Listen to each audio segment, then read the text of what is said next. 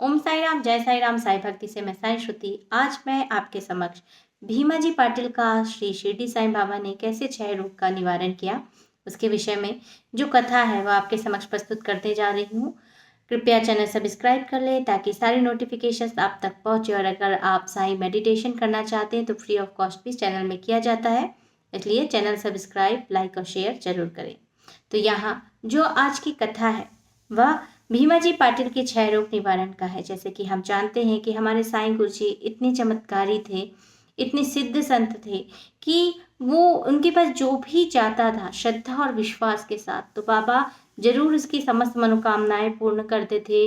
जो भी जिस भी पीड़ा से गया है तो उसका पीड़ा का निवारण करते थे, और बहुत सारे लोगों को ऐसी गंभीर गंभीर बीमारियों से क्षण भर में मुक्त कर दिया, जिसके लिए लोग सोच भी नहीं सकते कि इतनी गंभीर बीमारियां भी सिर्फ बाबा के आशीर्वाद से ठीक हो सकती हैं।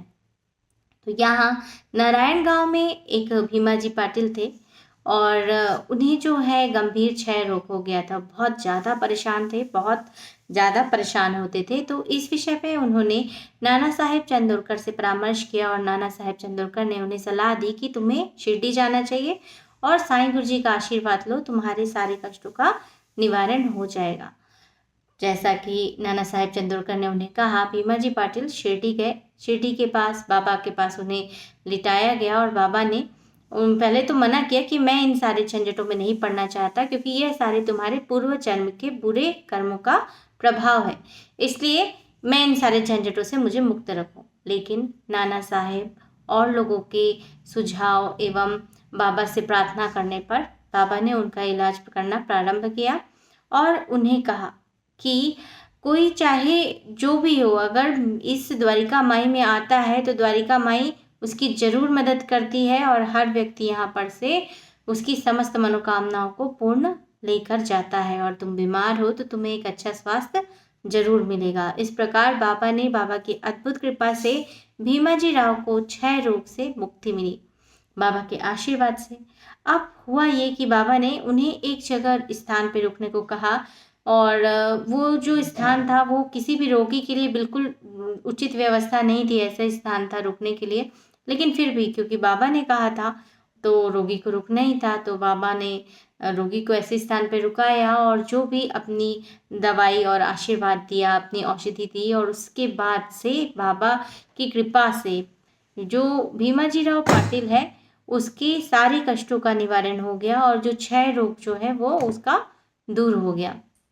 तो इस प्रकार बाबा ने इतनी गंभीर क्षय रोग से भीमाजी राव पाटिल की मदद की, और बाबा सिर्फ भीमाजी ही नहीं, अनेकों कई ऐसे भक्त हैं जो कि श्रद्धा और विश्वास के साथ बाबा के पास गए, और उनके रोग जो है वो छूमंतर हो गए। अब भीमाजी राव जी का कैसे रोग छूमंतर हुआ, तो बहुत ही सरल था।